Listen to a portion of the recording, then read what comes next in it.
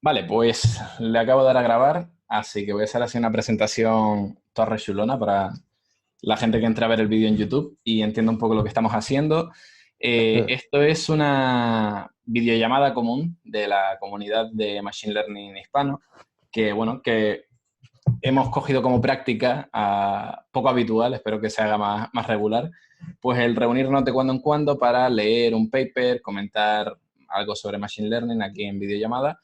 Y a partir de hoy, pues empezaremos a subir a este canal de YouTube las videollamadas que hagamos para el que más o menos le interese. Así que, bueno, pues estamos todos conectados. A ver si pueden saludar. Hola, ¿qué tal? Aquí desde Chile. Muy buenas, creo que se me escucha ahora. Hola. Sí. Buenas.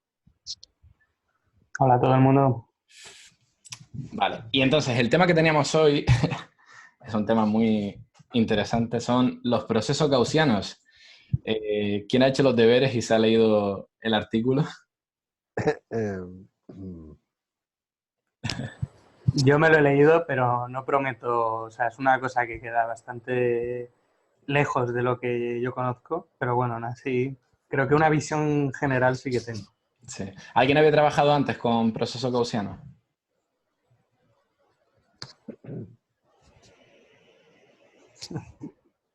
Yo la verdad que me voy a limitar a dejar escuchar a los expertos, pero eso sí, voy a aplaudir bien fuerte cuando inician el debate y nada. Así que con mucho permiso me voy a poner en el lado del oyente. Vale. sí, yo también me voy a mantener aquí escuchando más que nada. Vale, pues la idea es compartiré la pantalla y cogeremos el artículo este de distill.path y lo iremos leyendo así conjuntamente, básicamente como si estuviéramos haciendo la lectura todos conjuntos Muy y bien. las dudas que vayan teniendo pues las pueden ir planteando y yo creo que así entre todos pues quedará más guay el hacer esta lectura.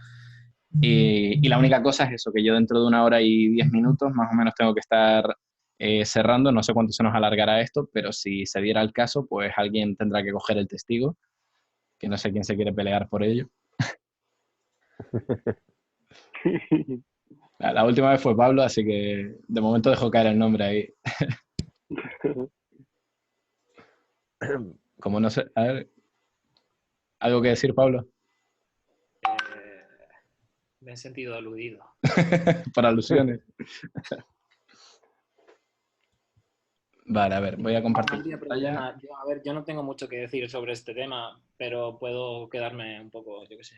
A improvisar, sí, es lo que hacemos todos. Claro. Estamos todos aprendiendo juntos, ¿no? Sí. A ver, ¿cómo se Yeah. puede compartir aquí la pantalla?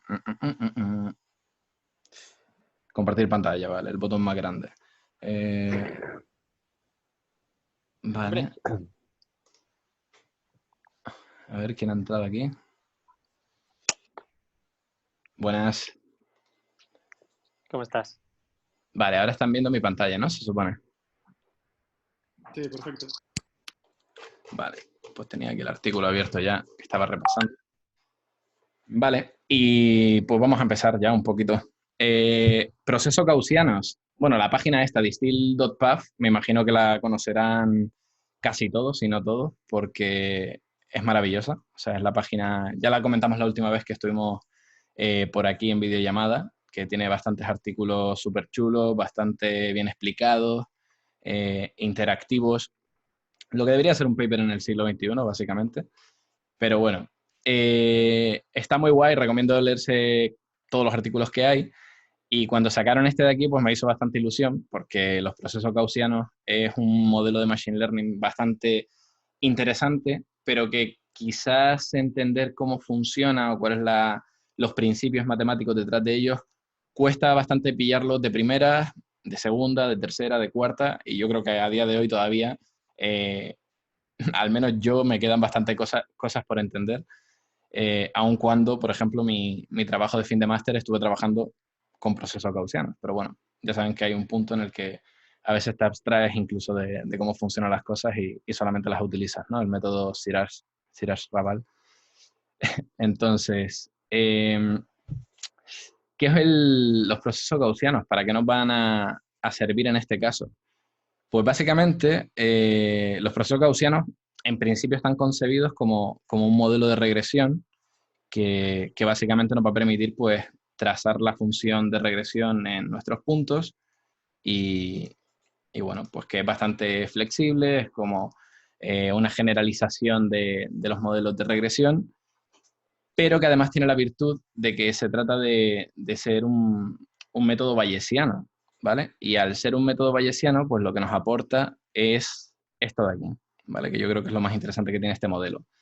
Si se fijan, aquí no solamente tenemos la función o sea, la media de nuestra distribución de funciones, sino que también tenemos como una especie de halo, que en este caso lo que representa es el área de confianza de las predicciones, ¿vale? Esto es como en todo método bayesiano, tú cuando haces una predicción no obtienes solamente, o sea, puedes optar por obtener una medición puntual, como puede ser el punto de máxima maximum likelihood o el máximo a posteriori, pero también lo que puedes obtener es una distribución de predicciones. Y eso está guay porque con la distribución de predicciones lo que puedes obtener es la varianza de esa distribución y eso lo que te está dando es la confianza que tiene tu modelo sobre la predicción que está haciendo.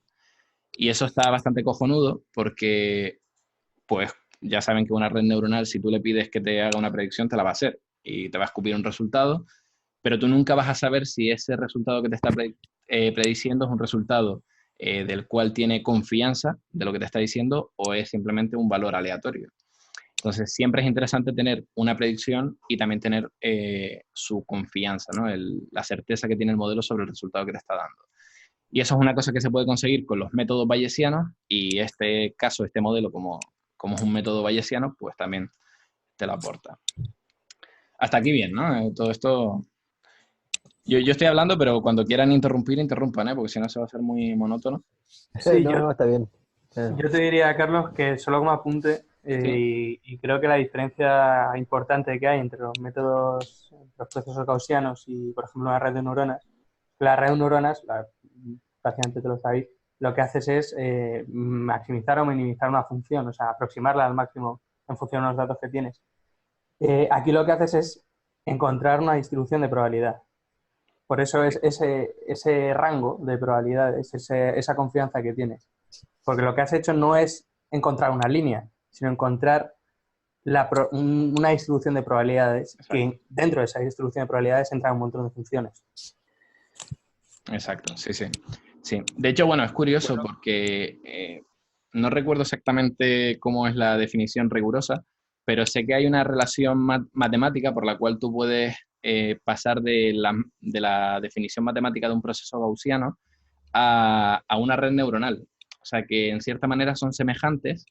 Creo que era si tú tenías una red neuronal cuya primera capa tenía infinitas neuronas, pues eso se convertía en un proceso gaussiano y por tanto cumple el teorema este de aproximación universal y bla, bla, bla, pero que es interesante porque te viene a decir que son cosas semejantes y es curioso. Pero claro, en este caso no sería una red neuronal, sería una red neuronal bayesiana, que es lo que dices tú, ¿no? Que te da una distribución de resultados y con eso la confianza. Pero bueno, eso son cosas matemáticas raras.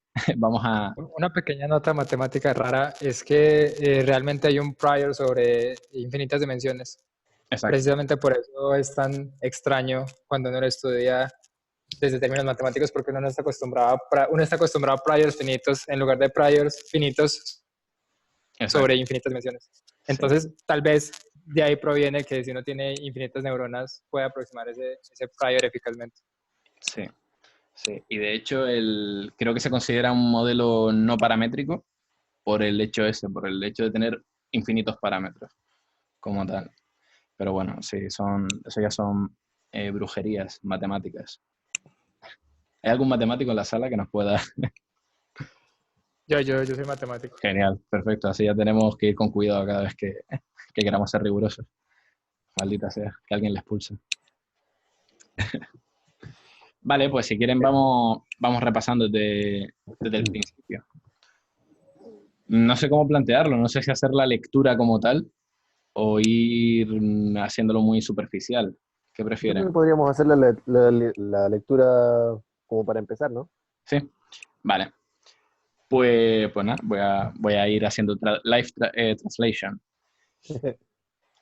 Dice, Si alguna vez has pasado tiempo leyendo sobre Machine Learning, la probabilidad es que nunca hayas escuchado sobre procesos gaussianos. En nuestro caso somos aplicados, así que sí. Si lo has hecho, repasar los conceptos básicos siempre es una buena idea para refrescar tu memoria. En este artículo haremos una introducción a los procesos gaussianos y un poco la intuición matemática que hay detrás de estos términos. Los procesos gaussianos son una herramienta bastante potente dentro del campo del Machine Learning. La función más obvia es la de ajustar una función a los datos, hacer una regresión, pero también se puede utilizar, pues, por ejemplo, para temas de clasificación o para hacer clusterización de datos. Clasificación sí lo había visto, lo de clusterización sí que no me lo había enfrentado antes. No sé si alguno lo ha hecho, lo ha utilizado en ese contexto. Yo no. No, tampoco. ¿No? Yo alguna vez lo utilicé para detectar mixturas gaussianas. Vale. Sí, se usa mucho para detectar si la distribución de datos que uno posee es realmente una mixtura de distribuciones normales. Vale. Yo ahora estoy, bueno, no importa, pero en muchas áreas relacionadas con biología, lo que se debe analizar es si los datos provienen precisamente de dos distribuciones gaussianas, y todos los motores prácticamente utilizan un proceso gaussiano en ese enfoque. Vale. Ok. Vale. Ok. Pues sigo. La media de la media de la distribución de probabilidades representa la caracterización más probable de los datos. Además, utilizando este approach probabilístico, nos permite incorporar el intervalo de confianza de las predicciones en el resultado de la regresión, ¿no? Que es lo que comentábamos antes. Vale, bueno, primero te explica cómo va a ser el artículo, bla, bla, bla. Entonces, como estamos hablando de procesos gaussianos, pues lo primero que tenemos que hablar es de pues lo que es una distribución gaussiana, y en este caso la distribución gaussiana es multivariable. Entonces, como el nombre sugiere, una distribución gaussiana es el bloque básico que construye el modelo del proceso gaussiano. En particular, estamos interesados en el caso de una distribución multivariable, donde cada variable aleatoria está distribuida de manera normal y conjuntamente conforman también un vector gaussiano. La distribución multivariable gaussiana está definida por el vector mu y la matriz de covarianza, ¿vale? Al igual que en una distribución gaussiana normal, pues univariable, pues tenemos dos parámetros, que es la media y la varianza. Pues en este caso, que estamos generalizando a tener múltiples variables, pues tenemos un vector de tantas componentes de media como dimensiones tenga nuestro vector multivariable, y la matriz de covarianza, pues igual va a ser, si estamos trabajando con 10 dimensiones, pues va a ser una matriz de 10 por 10, ¿no? Entonces, el vector de media describe el valor esperado de la distribución, ¿ok? Cada componente describe la media correspondiente a cada dimensión, y luego los sigma, en este caso, representa la matriz de varianza de cada dimensión y cómo las diferentes variables aleatorias están correlacionadas. Es decir, aquí vamos a tener una matriz de covarianza que va a ser, no sé si está representada por algún, bueno, en este caso, por ejemplo, si estuviéramos trabajando con una binomial, pues tendríamos que esta sería nuestra matriz de covarianza, esta sería la varianza de la primera variable consigo misma, es decir, la varianza de la primera variable, la varianza de la segunda variable, y esto sería la covarianza entre la primera y la segunda variable. Este término de aquí, pues tiene que ser simétrico a este de aquí, porque esta es la covarianza de la segunda con la primera. Es decir, nada nuevo bajo el sol. Como ya saben de estadística, pues la covarianza entre dos variables se define, pues, de manera, si lo miramos con el valor esperado, pues de esta manera de aquí, ¿vale? Que básicamente, pues, la variable aleatoria menos la media, elevada o sea, multiplicada por la otra. A nivel geométrico, pues esto sería, por ejemplo, la representación de una distribución con dos componentes, ¿no? Dos componentes normales. En este caso, pues podemos ver que aquí tendríamos una gaussiana donde las dos variables, las dos componentes serían independientes. Como podemos ver aquí, pues la covarianza es 0 en ambos casos. ¿Qué podemos hacer con esto? Pues podemos coger y decir, si la achato, estamos diciendo que una de las componentes, una de las varianzas, va a ser mucho más pequeña, va a estar menos dispersa en esta dimensión que, por ejemplo, lo que estaría dispersa en esta dimensión. Y si estuvieran correlacionadas, pues lo que tendríamos sería algo así, ¿no? Y aquí ya podríamos ver cómo la covarianza sí va aumentando. Hasta aquí todo bien, ¿no? Yep. ¿Sí? ¿Alguna duda? Si no mal entiendo, básicamente funciona como una especie de regresión, pero en vez de solamente ser una línea, es una área completa, con una probabilidad entre un punto u otro. Sí, o sea, en O este sea, caso de momento todavía no hemos definido ningún dato en este caso, con lo cual no estamos haciendo regresión, pero sí. O sea, esto definiría tu región de probabilidad. ya, perfecto, sí. Sí, o sea, esto aquí básicamente es como si estuviéramos viendo una campana de Gauss en 3 dimensiones, pero, o sea, la estamos viendo desde arriba, aplanada. Este sería el punto de Claro. mayor probabilidad y según nos alejamos del punto medio de ambas coordenadas, pues la probabilidad decae. Sí, perfecto. ¿Sí? Ujú. Vale. Por mi parte sí, por lo menos. Eso último no lo escuché. No, dije por mi parte sí, por lo menos. Vale, ok. ¿Alguna otra pregunta? Vale. Pues nada, entonces estamos trabajando con distribuciones gaussianas que, como sabemos, son omnipresentes en todos los modelos que utilicemos y en todos los experimentos en los que queramos modelar el mundo real. Podemos utilizarlo para describir diferentes medidas de errores y también podemos hacer asunciones, o sea, asumir bajo el teorema central del límite, pues que si tenemos diferentes distribuciones de diferentes tipos, su agregación nos va a dar al final una normal también, una gaussiana. Con lo cual, pues siempre nos interesa trabajar con este tipo de distribuciones.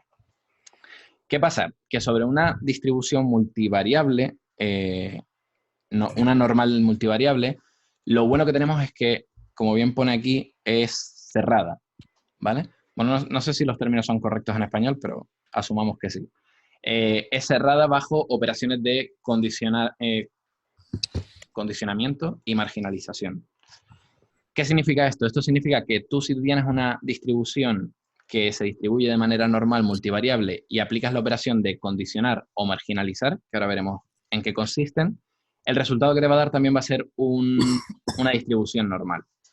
Lo cual esto está bastante guay, sobre todo a nivel analítico, cuando trabajas con teoremas bayesianos, porque en algunos casos te ayuda a saltarte unas cuantas integrales que son bastante jodidas de computar a nivel, pues eso, a nivel computacional. Entonces, vamos a ver qué son estas dos operaciones, la marginalización y la condicionamiento, vamos a llamarla. Condicionalidad.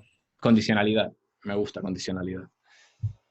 Vamos a ver qué son. Entonces, si imaginamos que tenemos en nuestro caso una probabilidad conjunta de dos variables, x e y esta puede tener tantas componentes como queramos, pues nuestro vector xy se va a distribuir de forma normal con un vector mu y una matriz de covarianza. El vector mu va a recoger todas las medias de las componentes de cada una de las dimensiones que tengamos en x y en y, y la matriz de covarianza pues, va a ser la composición de la matriz de covarianza original de x, la de y, y tenemos que componer también las conjuntas de ambas. ¿Ok? Vale, vamos a pensar que estas son es nuestra probabilidad conjunta. Entonces, ¿qué supone hacer una operación de marginalización sobre esta probabilidad conjunta? Pues en este caso, tal y como pone aquí, dice, a través de la marginalización lo que podemos hacer es extraer información parcial de una probabilidad multivariable. En particular, pues específicamente dado una probabilidad conjunta de x e y sobre vectores x e y, pues lo que podemos obtener son las probabilidades de x o la probabilidad de y, ¿vale? Es decir, podemos movernos de nuevo descartando algunas dimensiones, podemos comprimir la información, solamente proyectarla en un subconjunto de dimensiones de nuestra distribución original. ¿Se entiende esto? ¿Podríamos decir que está generalizando un poco más todo eso de...? No, de hecho no. De hecho estarías perdiendo una de las dimensiones que tiene. O sea, básicamente es como si tú estuvieras trabajando con la probabilidad conjunta de que mañana va a ser calor, que ya adelanto que en Madrid sí va a ser calor, pero tienes una variable que es la variable aleatoria va a ser calor y la otra va a ser pues yo qué sé, si va a llover, ¿vale? Pues a lo mejor tú cuando marginalizas dices, vale, sobre esta probabilidad conjunta que yo tengo, voy a eliminar una de las dos variables. Voy a eliminar la variable de si va a ser calor. Ah, y es random, no Y es... extraes la información de la otra variable. Es como si proyectases sobre una de las dimensiones el resto de las dimensiones, ¿verdad? Exacto. Si tienes 2 dimensiones, como si lo aplanases a una, o si tienes 3. O sea, lo estás obligando a proyectarse hacia un lado, nada más. Exacto. De hecho, me voy a adelantar un poco porque aquí lo muestran bien. Si nos centramos solamente en esta parte de aquí, pues si esta es tu a ver, voy a quitar esto. Si esta es tu probabilidad conjunta, en este caso, y aquí estamos trabajando con 2 dimensiones, vamos a pensar que esta es la variable X y esta la variable Y, hacer el proceso de marginalización sería, por ejemplo, quedarnos con Y. Y entonces te quedarías con esta distribución de aquí proyectada en una única dimensión. Si esta fuera tu distribución, ya ves cómo varía la cosa. ¿Vale? Sí, sí. Porque al final lo que estás haciendo es proyectarte en una sola dimensión. ¿Vale? Si marginalizaras aquí en X, pues tendrías otra distribución aquí que sería mucho más fina. Creo que puedes subir un momento, Carlos, Sí. para arriba, para la definición. O sea, si he entendido bien, las probabilidades independientes, bueno, marginadas de cada variable, Sí. no dependen en ningún momento de la otra. Según esta definición que está aquí puesta, ¿no? De X es una normal de la media en X y Sí, claro. O sea, no depende, efectivamente. Vale, perfecto. Sí, o sea, es básicamente quitarte fuera de tu probabilidad conjunta el efecto de una de las variables. ¿Vale? Guay. Y esto a nivel algebraico pues se hace así, que es básicamente integrar, es ir coger en cada una de los valores de tu variable X, ver cuál es el efecto de Y e ir sumándola. Que en este caso, si estamos con una distribución continua, pues sería integrar. ¿Vale? Es decir, aquí si queremos calcular la probabilidad de X a partir de la probabilidad conjunta de X e Y, pues lo que estamos haciendo es integrar sobre la dimensión Y. Y esto asume que son independientes X de Y, ¿no? Estrictamente. Esto asume que son independientes. No necesariamente. No tiene que serlo, porque si te fijas, venimos, o sea, cuando lo calculas, lo puedes calcular con la condicional. Lo que creería que de pronto se da es que esa marginalidad está implícitamente en la condicionalidad de una variable respecto a la otra, según lo que recuerdo un poco de esta temática. Entonces, pues esa direccionalidad que nombras va es más en dejarla en términos de una variable, pero dado que se ejerció la otra, ¿no? No sé si de pronto sí sea así o lo esté tomando yo mal. Realmente lo que ocurre por debajo es que estás considerando todos los posibles outcomes de la distribución. Exacto. Para eliminar más forma, bueno, para no irse al punto formal de la sigma álgebras por allá abajo, más a un nivel más humano, lo que ocurre es que si tú tienes dos variables independientes, siempre puedes mostrar la primera y ver qué distribución sale. Directamente. En el caso de nuestro gráfico sería escoger un valor y ver qué distribución es la que ocurre en el otro eje. La operación de marginalización en últimas lo que hace es eso, pero considerando todas las posibles distribuciones y ponderándolas según la probabilidad que tienen sobre cada valor, que es básicamente lo que dice la segunda parte de la fórmula. Exacto. Perfecto. Entonces, no es tanto que yo esté normalizando sobre todo el eje, sino simplemente estoy estoy suponiendo cualquiera de los casos y luego ponderándolos bajo la probabilidad de que ese caso ocurra dentro de su espacio de probabilidad. Exacto. Correcto. Vale, eso sería el caso de la operación de marginalización. Y lo interesante de esto es lo que hemos dicho arriba, que es una operación cerrada en el caso de la multivariable normal, con lo cual el resultado que vamos a obtener sigue siendo una distribución normal, ¿vale? Es un poco lo que se veía aquí abajo en el dibujo, que nosotros partimos de una bivariable, una distribución con dos variables aleatorias normales, y cuando marginalizas obtienes una distribución normal. Es decir, sigue dentro del espectro de las distribuciones normales. Pasa igual con la otra operación que estamos mencionando, que es la de condicionar, que está por aquí. Vale. Y aquí nos indica, otra operación importante dentro de los procesos gaussianos es condicionar. Y esto lo que hace es determinar cuál es la probabilidad de una variable dependiendo de la otra variable, ¿vale? En este caso sigue siendo una operación cerrada, es decir, que lo que vamos a obtener como resultado es una distribución gaussiana. Esta operación es la piedra angular de los procesos gaussianos, ya que nos permite hacer la inferencia bayesiana, ¿vale? En este caso, pues para hacer aquí condicionar una variable sobre otra, estamos aplicando el teorema de Bayes y bueno, y básicamente aquí ya te ponen directamente el churro, que bueno, que si tú tienes la distribución conjunta, pues puedes obtener cuál es la distribución ya condicionada de X sobre Y, pues así. Ahora tu vector de la media sería la media que tenías originalmente más esta operación de aquí, y la matriz de covarianza se actualizaría haciendo esta operación de aquí, ¿vale? No creo que sea relevante meternos a ver la lógica de esto, es aplicar simplemente el teorema de Bayes y operar. Lo que sí creo que es interesante es ver esto de aquí, que básicamente implica que cuando queremos actualizar condicionando, una de las cosas que tenemos que hacer es invertir la matriz de covarianza para los nuevos puntos que estamos incluyendo, ¿vale? Los puntos de Y. Y esto es interesante porque, aunque no lo menciona el artículo en ningún momento, los procesos gaussianos son muy potentes a la hora te dan la versatilidad suficiente para modelar distribuciones complejas, pero al mismo tiempo son súper ineficientes a nivel computacional. El orden computacional que tienen creo que era n cubo, y creo que esto viene por esta inversión de matrices de aquí. Que me corrija alguien si me equivoco. Que yo sepa, no solamente es por las operaciones que puedes hacer, sino por el número de dimensiones Sí. que te aparecen, porque eso, es exponencial. Entonces, creo que va por los dos lados, tanto el tiempo computacional es exponencial y luego de uso de memoria también. Exacto, sí. Correcto. Vale, entonces cuando estamos condicionando una variable sobre otra, vale, o sea, no te explica nada, ¿no? Pero lo que estamos obteniendo es cuál es el resultado de esta variable frente a un valor determinado de la variable Y. A nivel geométrico, lo que se diferencia de la marginalización, si aquí veíamos que esto era proyectar, hacer la suma ponderada de todos los valores sobre una dimensión, era la marginalización.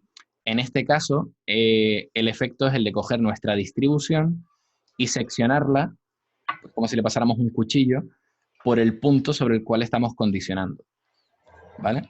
En este caso, si obtenemos cuál sería la distribución de Y sobre el valor de X y decimos que X es igual a menos 2,86, obtenemos la sección de la distribución bivariable en este eje, ¿vale? Podemos ver que la marginalización es independiente del valor de X, porque aquí ya no lo hemos cargado, y sin embargo el condicionamiento, pues sí, depende obviamente del valor de X, a menos que sean independientes las dos variables. ¿Correcto? Una pequeña nota nerd, es que en estadística solemos decir que los procesos gaussianos, bueno, las distribuciones gaussianas son el agujero negro de las distribuciones porque son cerradas bajo casi todas las operaciones. Vale. Si yo tengo dos gaussianas y las sumo, las multiplico, las marginalizo, las normalizo, las condiciono, siempre van a dar una nueva distribución gaussiana. Por eso no es tan absurdo en el mundo suponer que todo es gaussiano. Vale. La usurativa total, sí. De hecho, había otro teorema que si acababas sumando distribuciones que no eran gaussianas, acababan teniendo una gaussiana, ¿no? Sí, el teorema central del límite. Sí, el teorema del límite central, sí. Justo. Pero también hay otra implicación interesante y es que la distribución normal es la de máxima entropía. Es decir, que si yo fijo mi media y mi varianza y tengo máxima incertidumbre, la distribución que sale siempre es normal. Ok. Madre mía. Entonces, sí, por eso no tiene sentido humano suponer que todo es normal, porque así funcionan las cosas. Y así es más fácil hacer todo. Todo es normal, hasta cuando intentas entender los procesos gaussianos que de repente son muy raros. Eso ya no es tan fácil. Eso ya no es tan fácil. Pues Visto la clase de estadística 101, pasemos a la chicha. Básicamente, pues, entender esta cosa que son los procesos gaussianos, ¿no? Este monstruo. ¿Cómo podemos utilizar estas propiedades que hemos visto de las distribuciones multivariables gaussianas para poder utilizarlos a nuestro favor y poder utilizarlo, pues, para modelar distribuciones de datos y bla, bla, bla? Entonces, sigo con la lectura y dice, ahora que hemos recapitulado algunas de las propiedades básicas de las distribuciones gaussianas multivariables, combinaremos todo conjunto para definir lo que es un proceso gaussiano y mostrar cómo pueden ser utilizadas para los problemas de regresión. Vamos, lo que yo acabo de decir. Primero nos moveremos desde el punto de vista continuo a una representación discreta de una función. En vez de encontrar la función implícita, lo que estamos interesados es en predecir valores puntuales de la función en puntos concretos. Lo que nosotros llamaremos test points y lo vamos a definir con la variable x. Una cosa que a mí ya me rompe la cabeza. O sea, no sé si alguien conoce esta nomenclatura. ¿Por qué utilizamos test point y lo definimos como x? O si solamente a mí me suena raro. X mayúsculas cuando es un set de puntos, no solo uno. Sí, no, pero me refiero que normalmente yo asumiría que estos son los training points. O le llamaría de otra manera.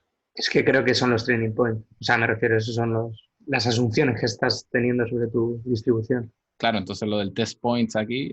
Bueno, pues la llamamos Esa X así escrita es como en estadística es obviamente una variable aleatoria y pues serían como puntos de prueba para esa variable aleatoria. Vale. Creo que lo que quieres decir es que normalmente esto sería una I o como... Sí, exacto. O sea, porque es que luego cuando llegue la Y le va a llamar training points. Y entonces como que me rompe un poco con la nomenclatura habitual del machine learning. Bueno, lo que pasa es que tú no estás directamente utilizando puntos para entrenar, sino que estás mostrando realizaciones del proceso de la función que hay por debajo. Vale, o sea que simplemente me separe del concepto de machine learning, ¿no? Sí. No exactamente. Lo que pasa es que yo vi que en el artículo se está dando un punto que a mí me parece tremendamente importante y es la parte de la regresión lineal, cómo llegar de una regresión lineal al proceso gaussiano. Uh-huh. La idea básica, para no explayarme mucho, es que, bueno, todos sabemos cómo es una regresión lineal, que tengo unos pesos W transpuesto por X más un epsilon, que usualmente es un ruido normal, que para estimarse se puede estimar como ya se mencionó antes, utilizando ML o MAP, pues, Maximum Likelihood o el Maximum a posteriori.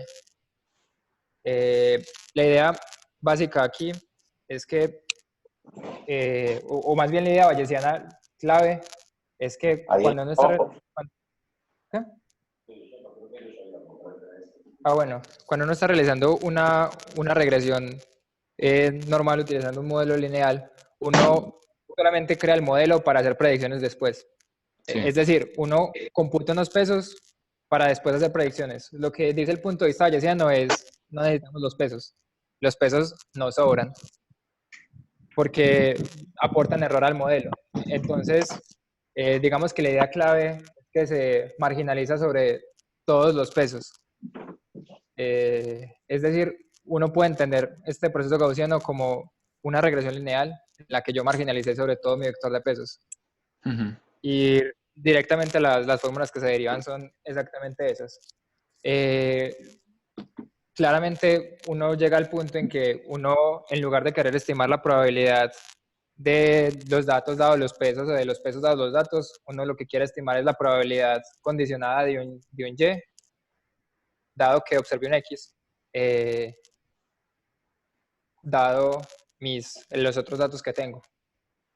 O sea, si me entra un dato nuevo, yo solamente quiero saber cuál es la probabilidad de que ese dato, si me llega un Y, quiero saber cuál es el X, dado los datos que tengo pues, anteriormente. Uh-huh. Entonces, uno asume que los otros datos que uno tiene, los otros X puntos sobre un eje, son las observaciones que tuve al momento de medir mis Y, que vendrían a ser por eso el training set, porque son los que yo tengo noción. No sé si es muy extraño. Es decir, en últimas, lo que se está haciendo por debajo es que tengo un eje con muchas regresiones lineales, todas las posibles regresiones lineales que existen en el universo, y ninguna de ellas es correcta porque hay un ruido implícito.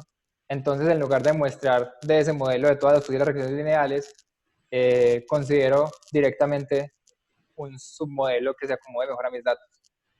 Por eso voy a ver si puedo comparar. O sea, si yo te he entendido bien, creo que la diferencia principal entre una regresión y un proceso de Gaussian es que la regresión lo que intentamos es, en base a una definición de coste, encontrar una línea que no se nos adecue la más, y en un proceso de Gaussian decimos, vale, todas las líneas me valen, y en base a todas las líneas, espacios, lo que sea, y en base a estos puntos que he observado, voy a empezar a limitar para quedarme con cuáles son más probables y cuáles son menos probables, ¿no?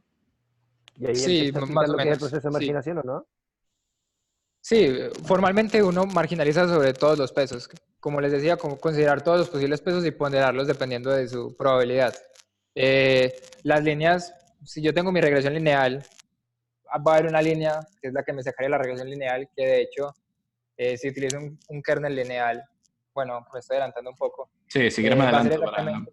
para tener algo con lo que ilustrarlo. si me permites compartir pantalla. Ah, bueno, sí. No sé si le puedes dar tú directamente o tengo que parar yo. No, solamente... Tienes que cerrar y luego el... A ver. Regresar. Vamos. Arriba de todo tienes lo de Aquí, dejar de vale. compartir pantalla. Es que no quiero parar de grabar, no quiero liarla. Entonces, si le paro aquí... Vale, dejar de compartir. Espero que no pare de grabar. Vale. Ok.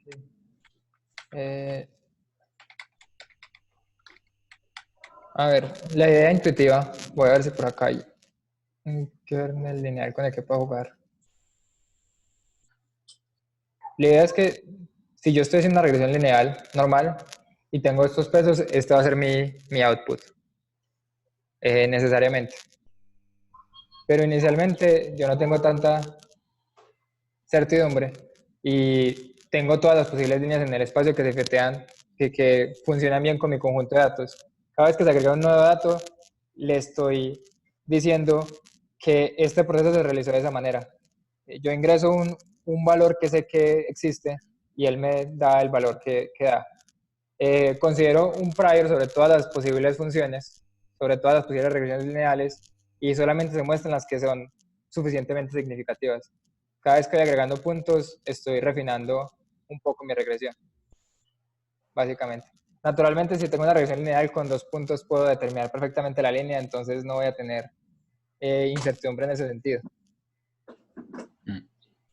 Pero No tienes bueno. incertidumbre, pero tienes error. O sea, Sí, claro. puedes tener incertidumbre en función de cuánto le hayas establecido de varianza al punto central, que es uno de los parámetros que puedes ajustar en el kernel. Ah, bueno, sí, pero si utilizo un kernel lineal estándar no tengo esa posibilidad Bueno. directamente. O sea, lo vi arriba, está el parámetro ese. Pero sí. bueno. Ah, bueno, quería comentar algo de la complejidad rápidamente. Hay unos kernels que generan matrices de covarianza que son, no me recuerdo el nombre, que básicamente su inverso es la misma transpuesta. Entonces algunos toolbox que tienen esos, diseñan los kernels para que la clasificación sea rápida, la regresión sea rápida. Vale. Yo sobre eso, como sé, o sea, tengo un corolario que les quería enseñar, pero bueno, que lo dejaré puesto aquí antes de que me vaya, porque creo que les puede ser interesante, que es esto de aquí, que básicamente de cuando hice el proyecto de máster, y es un poco como una tabla con diferentes modelos que sirven como aproximaciones de los procesos gaussianos, y que en vez de tener, pues, por ejemplo, un orden de complejidad de n cubo, pues te lo va desacoplando, te va haciendo diferentes trucos para que esta aproximación vaya bajando. Entonces está guay, son como diferentes papers y cada año van bajando la complejidad. Y entonces, pues consigues la versatilidad de los procesos gaussianos, pero con una reducción de la complejidad bastante notable. Pero bueno, esto lo dejo para después y tal. Es para que O sea, el símil sería como cuando se aproximan funciones complejas con polinomios de Taylor, ¿no? Pero con la distribución gaussiana. Sí, o sea, son diferentes trucos que, bueno, te dicen, oye, a nivel teórico no vas a conseguir el rendimiento del modelo que teóricamente podrías alcanzar, pero bueno, vamos a llegar a un resultado casi igual de bueno, pero claro, ya esa reducción esa aproximación que haces te permite coger atajos que te reducen bastante la complejidad. ¿Vale? En este caso, por ejemplo, pues te dice que puedes introducir en este paper que puedes introducir una serie de puntos que se llaman inducing points, que tú puedes establecerlos como, pues a lo mejor si tus datos estás trabajando con miles de datos, pues puedes poner 10 puntos de inducción y claro, tu orden de complejidad se reduce brutalmente, porque ya no es 1000 al cubo, sino que ahora es 1000 por 100. Es como, joder, merece bastante la pena. Pero bueno, esto es para que sepan que existen y cuando vayan a trabajar con procesos gaussianos, pues vayan directamente a buscar los procesos gaussianos dispersos. ¿Dispersos? ¿Sparse? Sí. Dispersos. Pero bueno, a ver un momento, he perdido mi webcam, ¿puede ser? No. Así Sí. te vemos. Lo que pasa es que estás compartiendo... Vale, sí. Ok, ahora. Te vemos bien. Vale, perfecto. Vale, pues sigo para adelante, ¿no? De momento estamos todos bien. ¿Sí? Se han visto las primeras bajas, pero Sí. no pasa nada. Todo bien. ¿Cuántos somos? ¿5, 6, 8, 20? No. 21. 21. ¿Cómo que 21? ¿Somos 21 de verdad? 21, sí, señor. Hostia, pues, Pues claro. ¿Ah, sí? Wow. joder. Yo dije 20 de coña. Vale. Hostia, ahora me he puesto nervioso. Vale. No más que nosotros. All right. A ver, ¿qué tenemos? Proceso gaussiano. Vale. Estamos en este punto de aquí, ¿no? En lo que llamamos los test points. Entonces nos dice, ¿cómo podemos derivar la forma funcional desde una distribución multivariable normal, tal y como hemos considerado en los puntos anteriores? Los procesos estocásticos, como los procesos gaussianos, son esencialmente un conjunto de variables aleatorias, ¿vale? Es lo que veíamos antes, ¿no? Que podíamos formar nuestro vector multivariable, pues, componiendo diferentes variables aleatorias que son también distribuciones normales. Pues en este caso podemos utilizar el índice de cada una de estas componentes para establecer la dimensión de nuestra distribución multivariable, ¿vale? O sea, aquí lo que me interesa, sobre todo, es lo que nos muestra esta figura, que es cómo podemos coger y decir, tenemos una distribución continua multivariable de 2 dimensiones y podemos convertirla a esto de aquí, donde tenemos las 2 componentes representadas de manera discreta, ¿vale? ¿Entendemos lo que estamos viendo aquí? Sí, ¿no? Sí. Y bueno, y podemos ver efectivamente, pues, como si las variables están correlacionadas, pues cuando nos movemos en el eje de una, si quieres irte a una zona de mayor probabilidad, pues tienes que también aumentar la otra, ¿no? Las dos aumentan de manera... están relacionadas, ¿no? Que es lo que básicamente nos cuenta la correlación. Entonces, con esto, lo que hacemos, dice, ahora el objetivo del proceso gaussiano es aprender esta distribución subyacente a partir de los datos de entrenamiento. Al igual que hemos mencionado que los datos de test es la X, aquí denotaremos los datos de entrenamiento como Y. Y como hemos mencionado anteriormente... Para joder, es que si yo lo digo. Esto es como, bueno, es que prefiero no decir nada. La idea clave de los procesos gaussianos es modelar la distribución subyacente de X conjuntamente con Y como una distribución normal multivariable. Esto significa que la probabilidad conjunta que vamos a conformar, la probabilidad conjunta de X y de Y, se va a span, que no sé cómo se traduce ahora mismo, o sea, va a cubrir el espacio de todas las posibles funciones, los valores de las posibles funciones que queramos predecir. La probabilidad conjunta de esta probabilidad conjunta tendrá una dimensionalidad, pues, que será la suma de las dimensiones de cada una de las variables por separado. Vale. Aquí yo creo, Carlos, que es precisamente ahí donde viene el problema computacional. ¿En cuál? En este mismo. O sea, es decir, el joint distribution de estos viene dado por la cardinalidad de las dimensiones. Es decir, mientras más dimensiones tengas, más dimensiones tengas en los datos, más costo computacional va a ser, porque vas a tener que calcular esa matriz de covarianza más grande. Ujú. Sí, Sí, a mí me suena que se escala por aquí también, porque si no, para eso se utilizan también los modelos probabilísticos para reducir la joint distribution. O sea que- sí. No, y sobre todo porque eso, a cada dato que añadas, pues tienes que calcular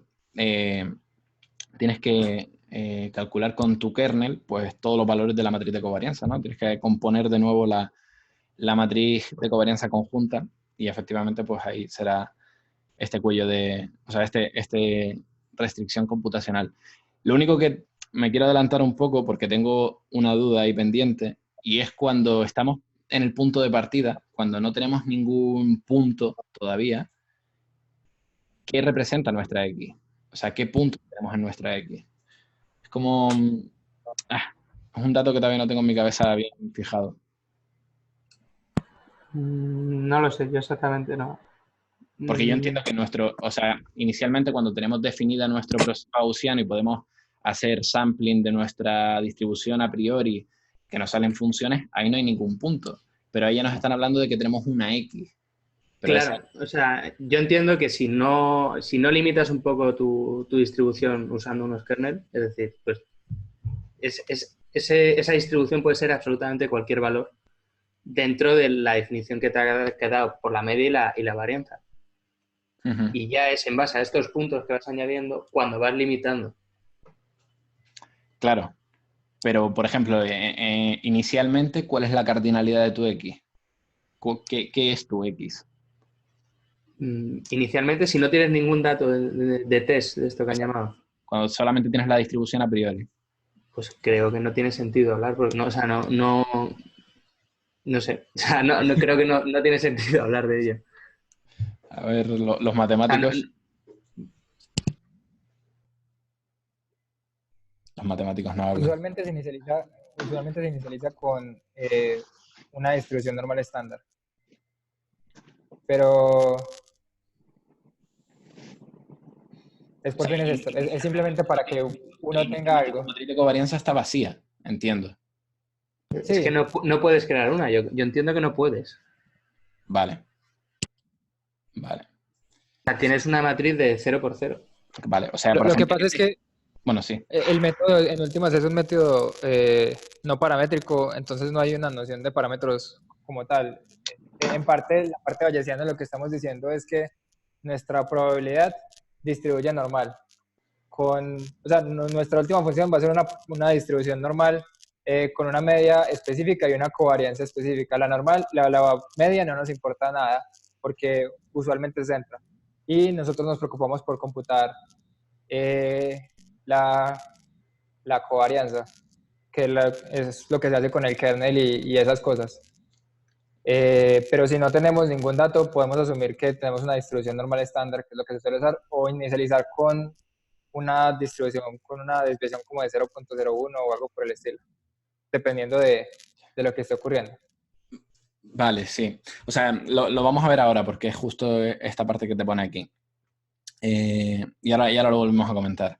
Sigo leyendo por aquí. Dice, a la hora de realizar nuestra regresión con los datos de entrenamiento, trataremos este problema como una inferencia bayesiana. La idea esencial de la inferencia bayesiana es actualizar la hipótesis actual cuando la nueva información se haga disponible. En el caso de los procesos gaussianos, esta información son los datos de entrenamiento. Por lo tanto, lo que estamos interesados es condicionar la probabilidad, bueno, es en calcular la probabilidad condicional de X condicionada sobre Y, sobre los nuevos datos de entrenamiento.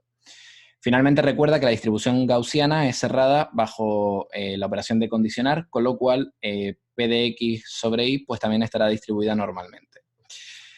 Ahora que tenemos la idea del framework básico que vamos a utilizar en los procesos gaussianos, queda solamente una cosa. ¿Cómo podemos ¿por qué se me baja el ratón solo? ¿Cómo podemos construir la distribución y definir el vector de media y la matriz de covarianza? La matriz de covarianza es determinada por la función de covarianza K, que en otras ocasiones también se denomina kernel en el proceso gaussiano. Y hablaremos de esto más adelante. Ok. De momento, vamos a ver qué podemos hacer con esto para reflejar nuestra distribución gaussiana multivariable para estimar valores de la función.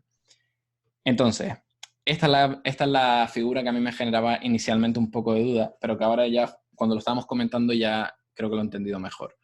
Porque tú inicialmente nuestra estructura está vacía, tú no tienes una matriz de covarianza ni nada al respecto. Pero ¿qué pasa? Que si tú de repente dices, bueno, pues quiero samplear de mi distribución a priori, antes de haber hecho ningún condicionamiento cuando me lleguen nuevos datos, si yo quiero obtener esta función de aquí, pues lo que hago es inventarme estos puntos. Entiendo. Y entonces con estos puntos construyo la matriz de covarianza con mi kernel y con esta matriz de covarianza sí puedo generar samplings de las funciones. Sí, yo lo he entendido así, más o menos. Vale. Vale, o sea que la cardinalidad de X inicialmente es la resolución que tú le quieras dar a tu función si te quisieras hacer una gráfica rechulona para empezar. Sí, ¿no? Vale, entonces dice, bueno, esta figura se entiende, lo entendemos todos los presentes. Sí, Creo que sí. sí. Vale, perfecto. Vale, entonces, en el proceso gaussiano tratamos cada uno de los puntos de prueba como una variable aleatoria.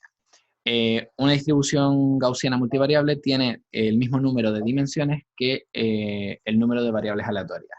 Puesto que lo que queremos predecir inicialmente son los n-test points, la distribución variable correspondiente pues será una distribución gaussiana n-dimensional. All right. Hacer predicciones utilizando el proceso gaussiano, finalmente lo que se reduce es a hacer samplings de diferentes funciones de la distribución que tenemos a priori y luego interpretar el componente número i, que será el punto i, en nuestro vector multivariable, y con eso pues obtendremos cuál es su valor en el test point. Aquí yo creo que se le escapa que, bueno, que la predicción realmente la hacemos sobre la media de samplear muchas veces, ¿no? O de la distribución que obtenemos, pues cuál es el punto medio de dicha distribución. Si quisieses hacer una regresión, yo entiendo que sí. Exacto. Exacto. Entonces, hemos visto pues ya un poco esa idea, ¿no? Tenemos la distribución gaussiana, tenemos cómo la construimos, tenemos una media, que la media realmente la descartamos porque la estamos centrando en cero, que es justo lo que pone aquí, y construimos esta matriz de covarianza utilizando la función de kernel. ¿Sí, Iker? Bueno, algo que a mí me comió un poco la cabeza la primera vez que me introdujeron los procesos gaussianos era porque utilizábamos la función de kernel para estimar la matriz de covarianza. Vale, porque si no, ¿qué utilizarías? No, pues de todas las técnicas que existen para estimar matrices de covarianza, porque escogemos esa. Yo en este momento sé más o menos la respuesta y es interesante, pero quiero saber si alguien tiene una intuición diferente a la que yo tengo y pueda contribuir un poco. Yo creo que podemos primero mirar qué son los kernels. Sí. Yo creo que, y luego hablar de este tema. Sí, pero sí, claro. Pero sí, cuando terminemos este apartado, sácalo de nuevo porque es interesante la pregunta. A ver un momentito.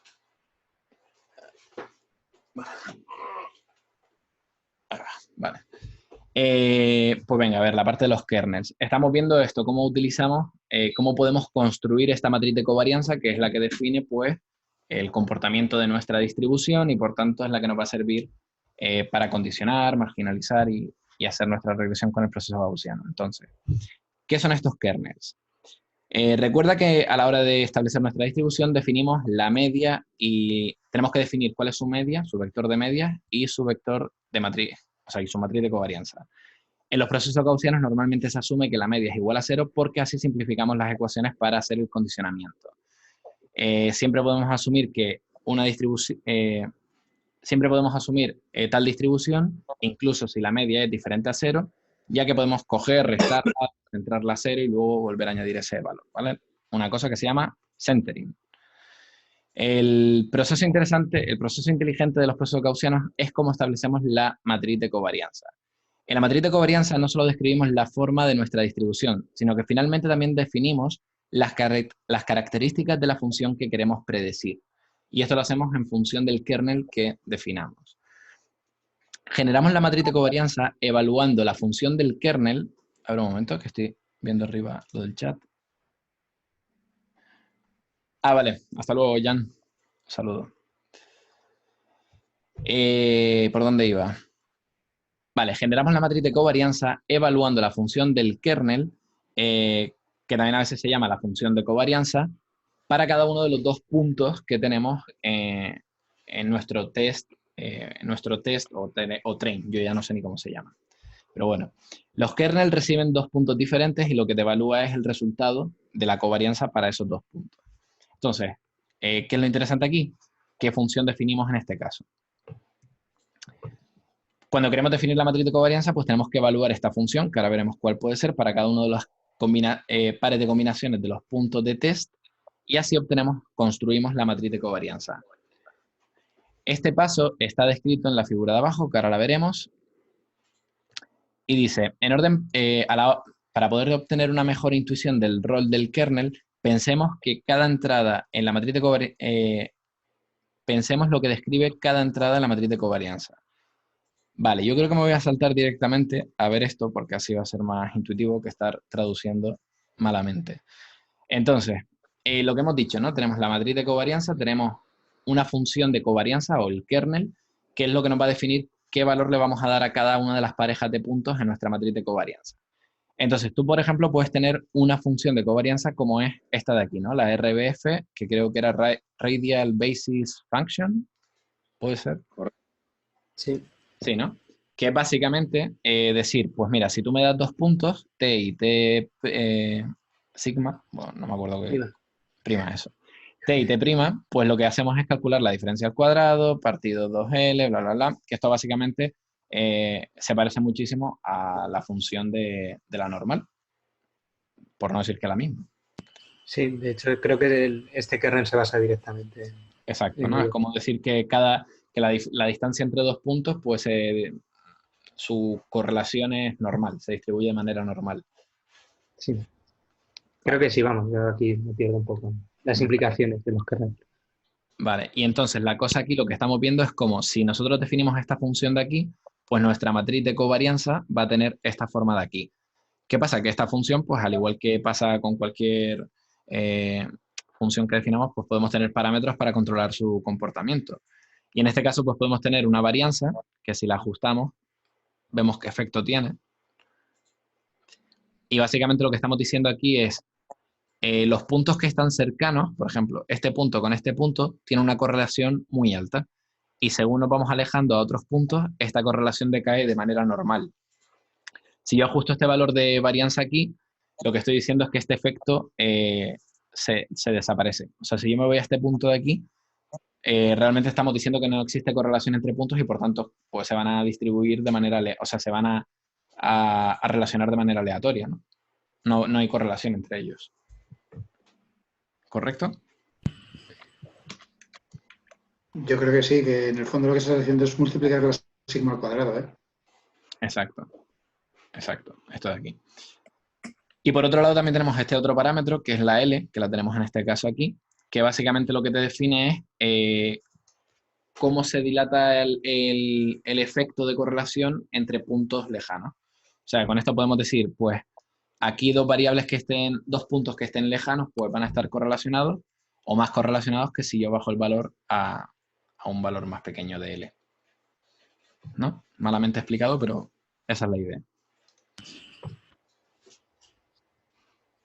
¿Ricardo? No, sí, o sea, es que... O sea, yo creo que podemos pasar un poco por encima cuáles son los parámetros de cada kernel, porque cada kernel es un mundo. Sí, va a tener un mundo, vale. Vale, bueno, pues de kernel pues tenemos el ejemplo Seeger.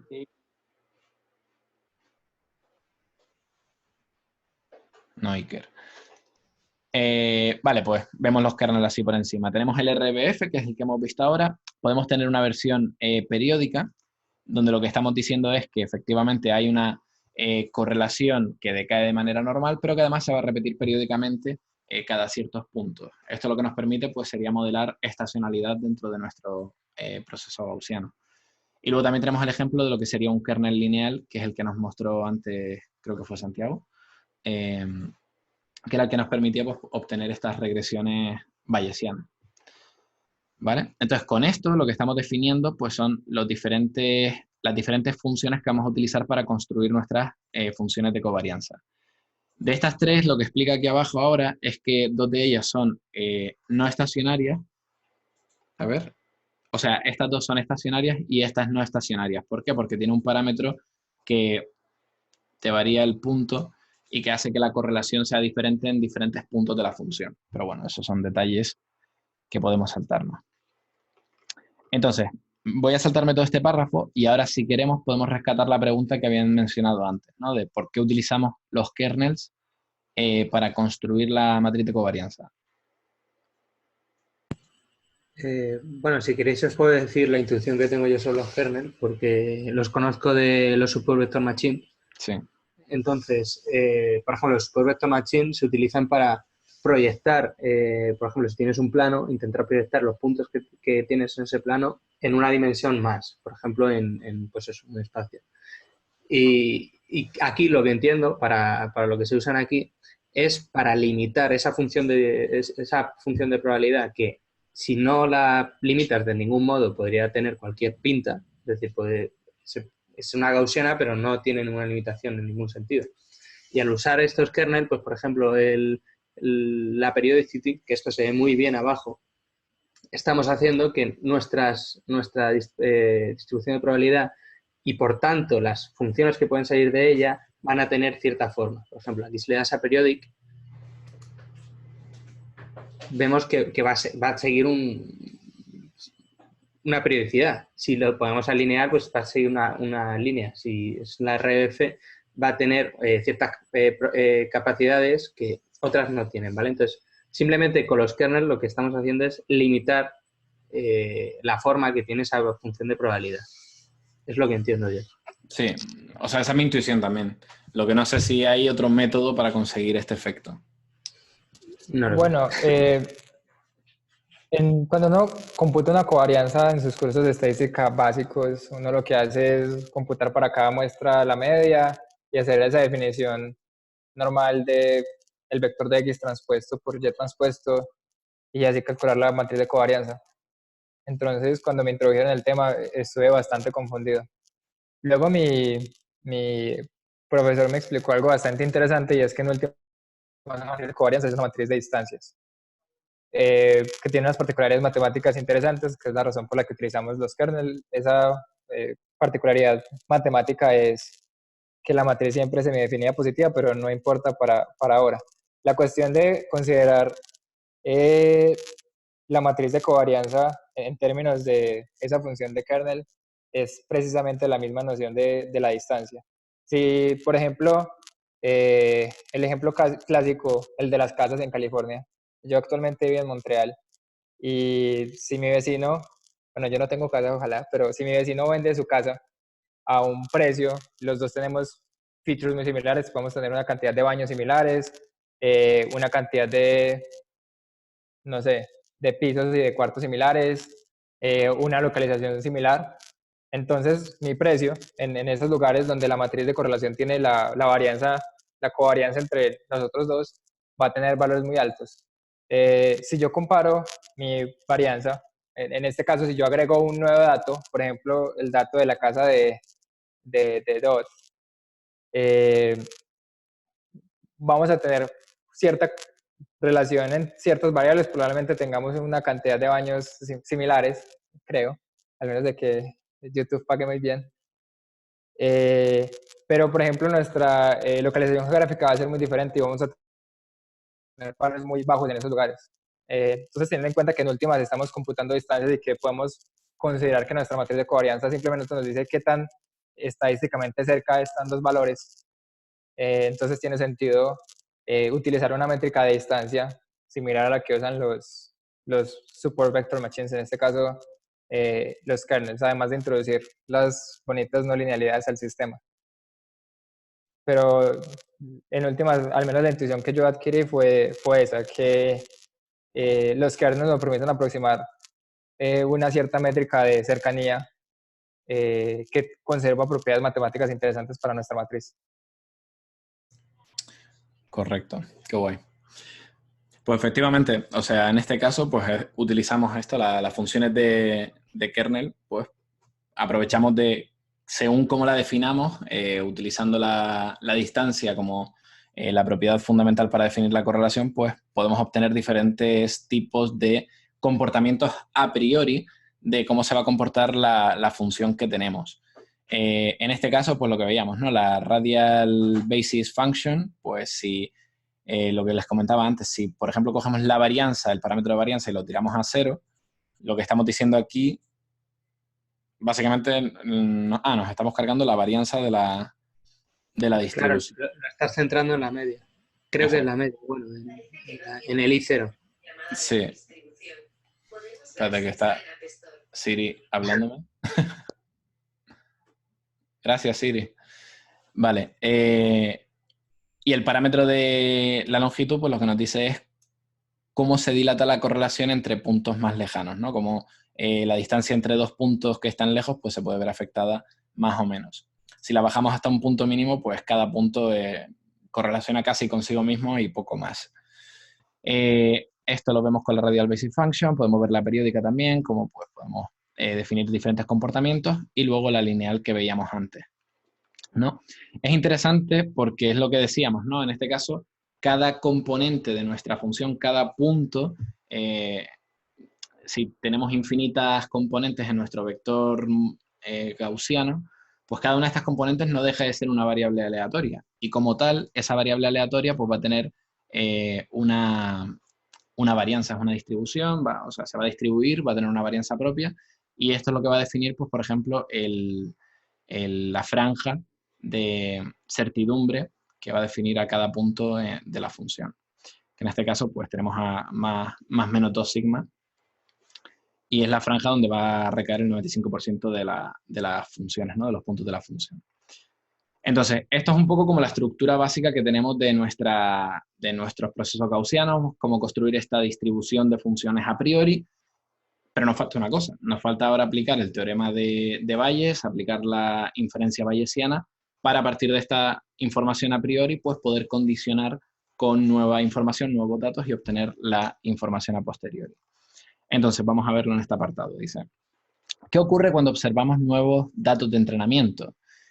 Si volvemos a nuestro modelo de inferencia bayesiana, que nos indica que cada vez que incorporamos información adicional a nuestro modelo, a ver, no, lo he traducido mal, ¿no? Pero bueno, cuando utilizamos el método de inferencia bayesiana y cuando incorporamos información adicional a nuestro modelo, lo que tenemos que obtener es la distribución a posteriori de X condicionada sobre Y. Ahora veremos cómo conseguimos esto con los procesos gaussianos. Primero lo que tenemos que hacer es conformar la distribución de probabilidad conjunta de X e Y, que si se acuerdan fue lo primero que vimos en el primer apartado. Esto es con nuestros puntos de test y nuestros puntos de entrenamiento. El resultado de esto tiene que ser una distribución gaussiana multivariable cuyas dimensiones pues sean la suma de las dimensiones de cada una de estas variables. Esto lo que veríamos sería pues esto de aquí, ¿no? Los puntos morados serían los puntos de test, nuestra X inicial, y ahora estamos añadiendo puntos de entrenamiento, que son estos de aquí amarillos. ¿Cómo modificamos nuestra matriz de covarianza? Pues lo que tenemos que hacer es componer la matriz de covarianza añadiendo los puntos nuevos. ¿Qué significa esto? Pues que tenemos que utilizar nuestra función de kernel, la que hayamos especificado, para estimar estos puntos de nuestra matriz de covarianza nuevos. Y con esto lo que vamos a obtener es una matriz de covarianza pues mayor. En este caso es 12 por 12, que es la suma de las cardinalidades de cada una de las variables. Cuando tienes esta matriz de covarianza, ya tienes lo que sería la distribución gaussiana que te va a dar la probabilidad conjunta. Pero tú no quieres la probabilidad conjunta, tú no quieres P de X e Y. Tú lo que quieres es la probabilidad condicionada de X sobre Y. En este caso, pues utilizamos la otra expresión que vimos arriba, el churro este larguísimo, y lo que obtienes como resultado es la función, la distribución de funciones a posteriori, ¿no? Que a mí me hace mucha gracia este gráfico de aquí, cómo efectivamente demuestra la operación de condicionamiento como una locura. Pero bueno, básicamente lo que obtienes es una matriz de covarianza que ya sí te va a expresar el hecho de que tú hayas añadido esta nueva información, estos puntos extra, y te va a dar ya un resultado, una distribución de funciones que sí va a respetar estos nuevos datos que tú has metido. Es decir, ahora todas las funciones que te vayas generando en este proceso gaussiano, pues van a estar condicionadas a pasar cerca o incluso por los puntos que hemos introducido en nuestro modelo. ¿Se entiende esto? Sí. ¿Sí? Esto, me voy a saltar un momento esto, y gráficamente se puede ver aquí cómo es básicamente esto, ¿no? Es decir, nosotros tenemos nuestra distribución a priori, como la vimos arriba, tenemos la franja de certidumbre plana, definido por nuestra función radial basis function, bla, bla, bla. Y cuando nosotros introducimos un nuevo punto de entrenamiento a nuestro modelo y hacemos el proceso de condicionar, vemos, por un lado, cómo nuestra matriz de covarianza se modifica tras haber hecho la composición y luego el condicionamiento. Esta zona de aquí se modifica por este condicionamiento, y el resultado que tiene esta matriz de covarianza en nuestro espacio de funciones es que ahora la distribución de funciones va a ser por pasar por este punto por el cual hemos condicionado.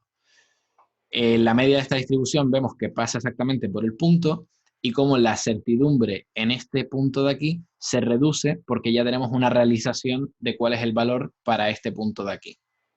¿Vale? Lo mismo podemos hacer con este otro punto de aquí. ¿Vale? ¿Correcto todo?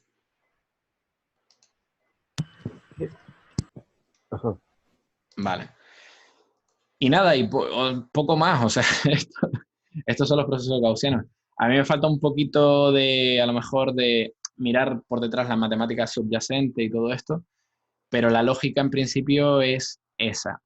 Hay un par de detalles que comentan aquí arriba, y es el hecho de que si se fijan aquí, pues nosotros estamos diciendo, oye, como hemos puesto este punto y condicionamos a que el valor de nuestra regresión es este, cuando introducimos este punto, si se fijan, aquí la certidumbre se reduce a cero. Es decir, el modelo está completamente seguro que para cada valor que nos llegue de esta X, este tiene que ser la predicción que tiene que hacer.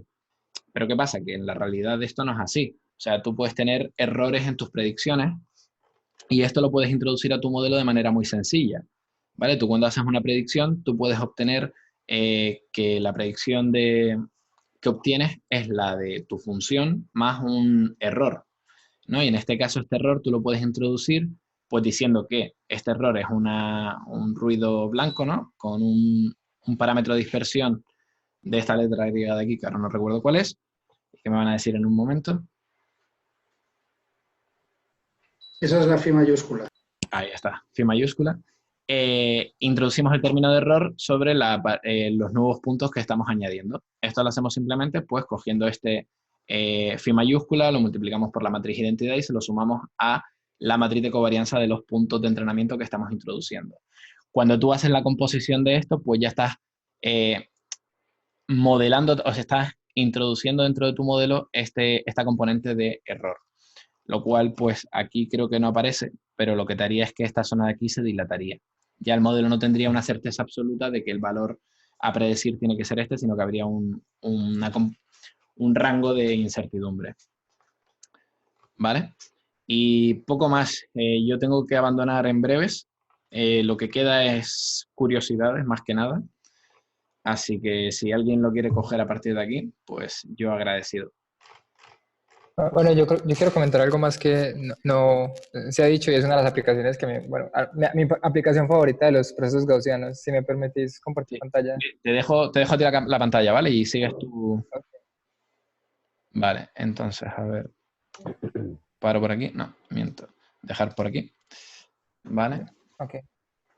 Y nada, chicos, muchas gracias por estar aquí. A ti por estar aquí también. Sí, Carlos, hasta luego. Todos están puestos en optimización, más o menos. Yo creo que aquí todo el mundo está puesto un poco. Ok. Bueno, en optimización, usualmente lidiamos con tratar de encontrar el óptimo de una función, y tenemos métodos heurísticos para encontrar la optimización, porque usualmente encontrar los óptimos es NP-hard. Esos métodos tienen un problema, digamos, interesante, y es que tratan de realizar muchas evaluaciones de la función objetivo o del método que estamos optimizando. Sin embargo, a veces es muy costoso o directamente evaluar la función, la función se demora mucho. Una aplicación común de eso es, por ejemplo, en Material Science, donde para diseñar un nuevo material se tiene que teorizar el material, pero de una vez para encontrar el óptimo se debe realizar las pruebas sobre el material y eso cuesta mucho dinero y mucho tiempo realizarlo, más o menos 5 días. Entonces, si deseamos hacer optimizaciones sobre ese tipo de procesos y utilizamos algo como, no sé, gradiente descendiente, suponiendo que nuestras variables son diferenciables, tenemos el problema de que para realizar cada paso del gradiente descendiente tenemos que esperar 5 días. Entonces, la convergencia va a ser considerablemente lenta. Ahí es donde entran los procesos gaussianos a salvarnos y es con algo conocido como optimización bayesiana.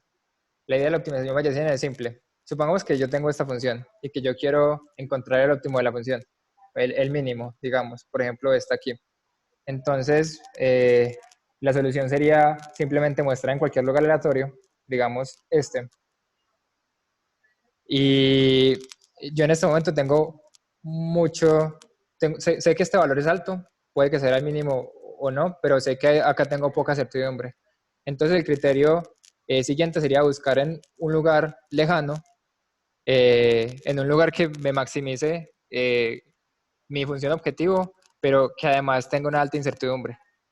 Por ejemplo, aquí. Naturalmente aquí no veo que este es el valor más bajo, pero sé que por aquí vienen a ser los más bajos. Entonces supongamos que ya muestré aquí y ya habría localizado el óptimo teniendo en cuenta los bins que tengo. Usualmente esto converge bastante más rápido.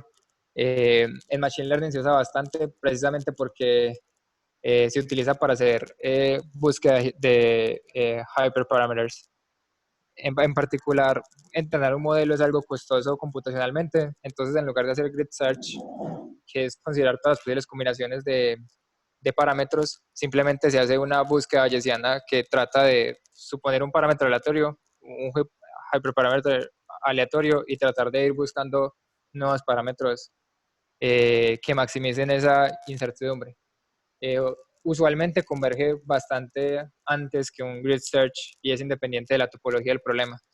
¿Qué más? En Malasia, cuando se perdió ese avión, utilizaron procesos gaussianos, en particular optimización bayesiana para buscarlo, porque desplegar las tropas de búsqueda es también un proceso caro y costoso, entonces cogieron toda la superficie del mar y primero cogieron un lugar aleatorio y utilizaron exactamente el mismo algoritmo para lograr encontrar el barco.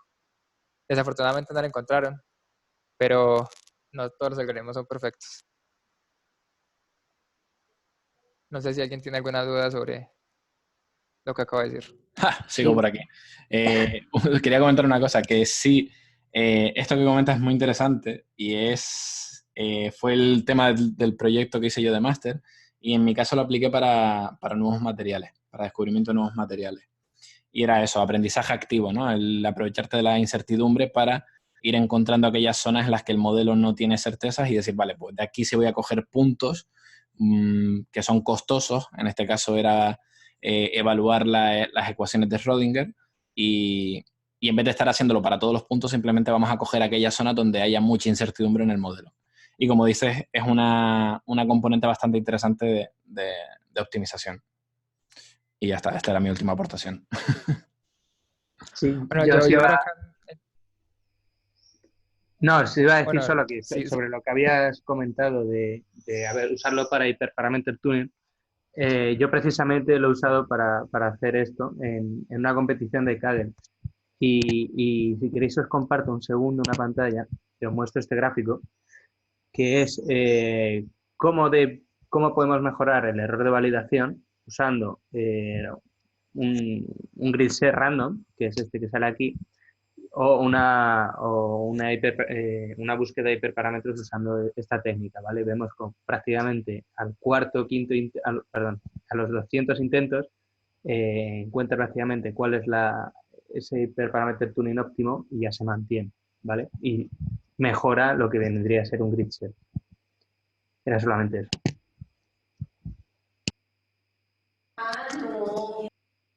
Bueno, Eh, aquí en Mila, Una un pregunta, grupo lo Ricardo, utiliza. de esto último que has enseñado, ¿eso es un artículo tuyo? No, esto es un artículo. Si queréis, lo paso ahora por Sí, el. porfa, pásalo por... Os lo paso por el canal. Guay, gracias. Yo tenía Aquí una en Mila, duda sobre esto. Vamos a ver, en estos casos en los que aplicamos la búsqueda bayesiana, ¿cómo se resuelve frente a una posible acción de grid search cuando tienes más de un mínimo o un máximo local?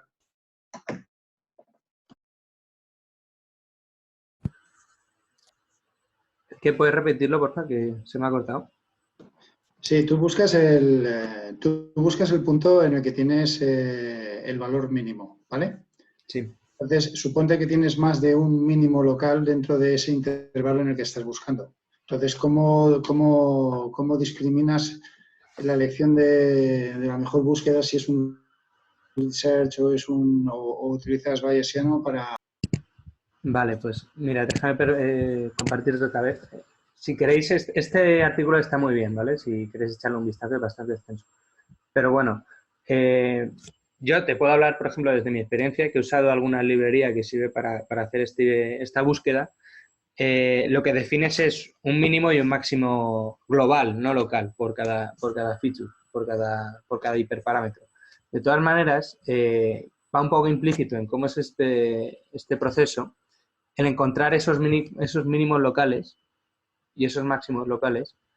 Entonces, digamos que el proceso lo encuentra ya solo, ya se encarga él solo. No tienes tú que hacer ningún ajuste extra. No sé si responde eso a tu pregunta. Sí, ya le echaré una ojeada y veo que es bastante interesante, sí.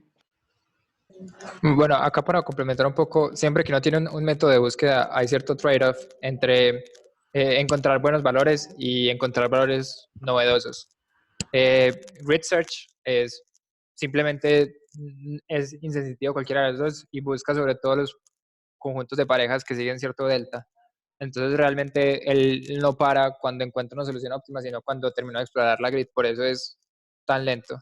Y teniendo en cuenta que el mecanismo es así, uno nunca sabe si hay un óptimo en algún lugar que la malla no está tocando, simplemente porque no hay una noción de localidad. Hay ciertos métodos para fragmentarlo, pero no viene en el caso. En el caso de la optimización bayesiana, él se decanta más al lado de buscar nuevas soluciones. Si yo tengo un mínimo, que en este caso es un mínimo local para mi espacio de soluciones que he encontrado, no importa mucho porque él solamente trata de buscar otros lugares donde no esté tan explorado. Entonces, realmente la optimización bayesiana eh, funciona un poco mejor en casos de que tengo una superficie multimodal en términos de los óptimos. Entonces, suele funcionar mejor que otros métodos en ese caso. Muy bien, gracias.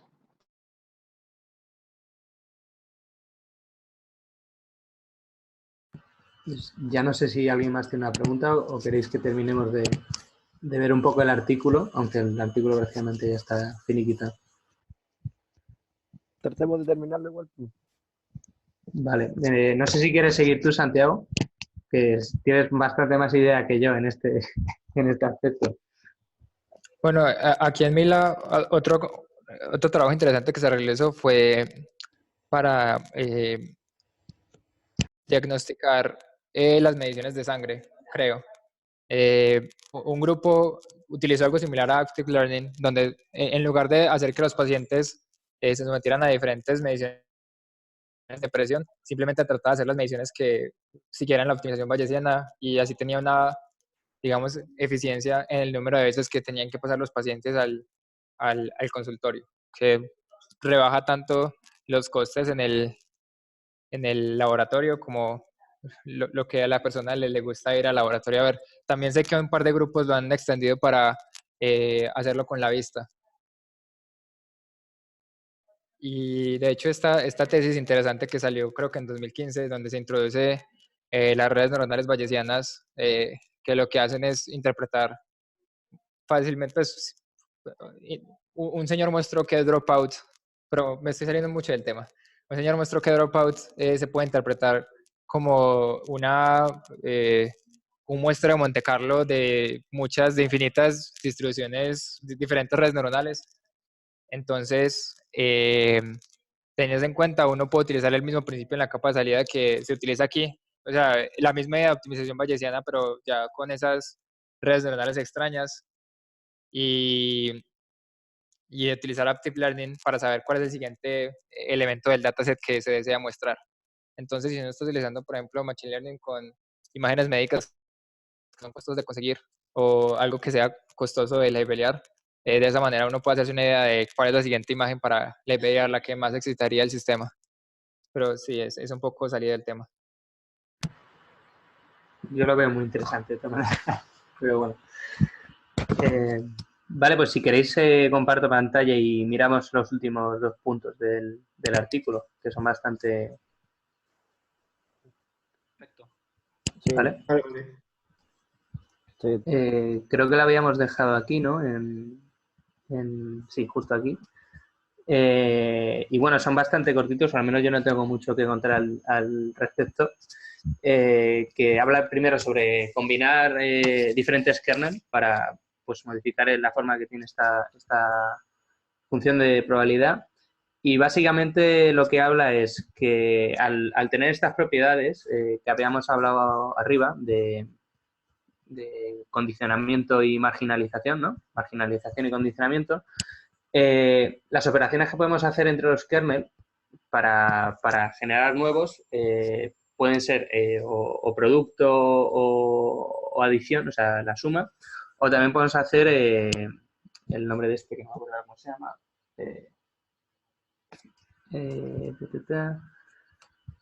No sé si sabéis a alguien el nombre, que es el SCDX en SDX.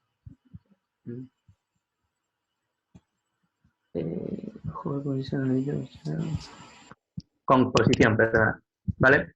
Que viene a ser meter la función dentro de la otra, ¿vale? Habla un poquillo de estos términos, pero bueno, es un poco superficial. Y al final termina con este ejemplo en el que podemos ver cómo va variando si tenemos, pues eso, lo que habíamos puesto aquí al principio. Si ponemos una lineal, al usar varios kernel, pues podemos hacer varias asunciones. Por ejemplo, que la lineal pues va a ser unas funciones que siguen esta distribución de probabilidades. Si ya le añadimos la RBF, por ejemplo, que al ser estacionaria asume que en vez de las funciones, en vez de extenderse hasta el infinito, al final volverán a la media. Entonces, si por ejemplo añadimos la RBF, bueno, no se ve muy bien, si le añadimos otro punto,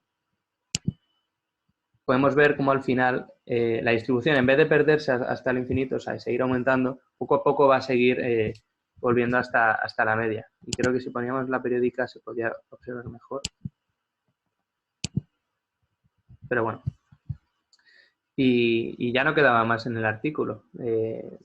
No sé si queréis comentar algo o alguna duda que tengáis. Aquí como en una nota de página, uToronto tiene un tutorial muy interesante sobre kernels donde explica específicamente cuál es la intuición y cuándo se debería usar cada uno. Entonces, por ejemplo, RBF es el más usado porque asume que la función es suave y eso es una asunción bastante válida para el mundo real. Entonces explica bien en qué casos es interesante utilizar este tipo de combinaciones y cuándo es interesante utilizar los kernels. Pues si puedes compartirlo en el canal para que lo veamos luego, yo te lo agradezco. Y no sé si alguno más tenéis algo que añadir o alguna pregunta.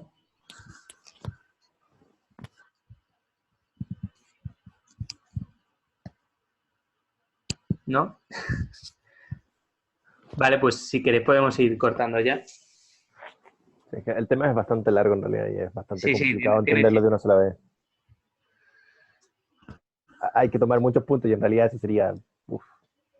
¿Qué sensación os ha quedado de los demás? ¿Os habéis enterado bien? ¿Os habéis sentido cómodos? O...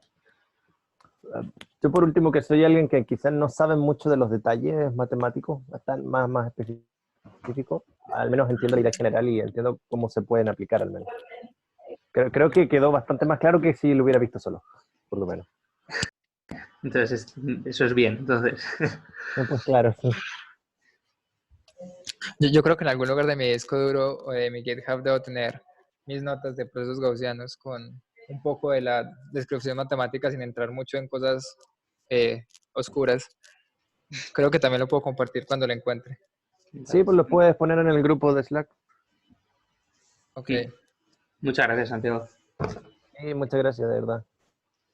Es una lástima lo del audio un poco, pero ha sido muy bueno que estés aquí. Sí. Así que bueno, no sé, si queréis cortamos ya, que además va siendo hora de, al menos aquí en España, de ir a cenar. Yo tengo que ir a almorzar. De hecho, tendría que haber ido hace como una hora, pero Vale. era más importante esto. Pues nada, chicos, un placer a todos por haber estado aquí, haber tenido una charla. A ustedes, a todos, en realidad, por estar aquí y hablar, tratar de hacer que entendamos todos. Gracias, Claro, chicos. a Carlos en especial. Pues. A ustedes.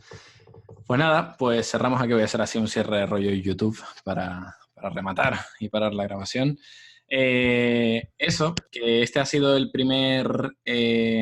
la primera lectura de paper que hemos hecho así grabada. Ya ha habido un par de lecturas más anteriores y en el futuro se seguirán haciendo e intentaremos seguir sumando actividades dentro de la comunidad de Machine Learning hispano.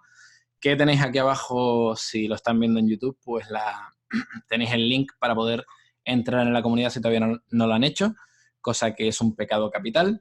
Y nada, muchas gracias a todos y nos vemos en el siguiente directo de este estilo. Carlos, ¿te puedo preguntar una cosa antes de irme? Sí, pero me estaba quedando perfecto el final, pero venga, dale. ¿Van a seguir con el proyecto de música generativa? La idea es que sí, o sea, el banco de proyecto tiene puesto ese objetivo, aunque nadie ha puesto todavía nada.